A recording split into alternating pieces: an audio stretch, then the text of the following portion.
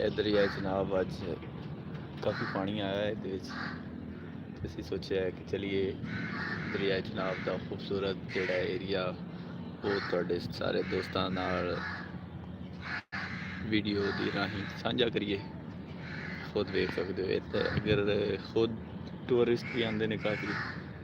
ਅਗਰ ਆਪ ਤੁਸੀਂ ਪਿਕਚਰਸ ਫੋਟੋਗ੍ਰਾਫੀ ਦਾ ਜਿਹਨੂੰ ਸ਼ੌਕ ਹੋਵੇ ਉਹਨਾਂ ਲਈ ਤਾਂ ਬੜਾ ਖੂਬਸੂਰਤ ਜਿਹੜਾ ਨਾ ਮਕਾਮ ਹੈ ਦਰਿਆ ਚਨਾਬ ਦਾ ਪੁਲ।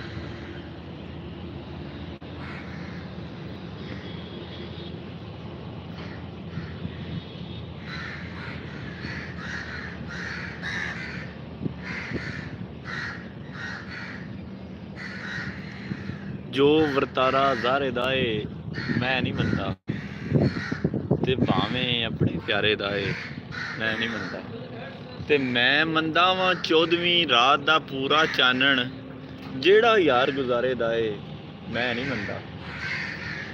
ਤੇ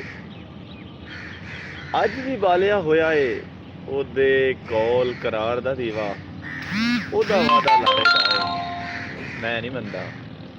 ਤੇ ਮੈਂ ਤੇ ਪਲ ਪਲ ਕਰਕੇ ਸ਼ਾਦ ਹਯਾਤੀ ਕੱਟੀ, ਜੀਵਨ ਇੱਕ ਪਲਕਾਰੇ ਦਾ ਏ ਮੈਂ ਨਹੀਂ ਮੰਨਦਾ।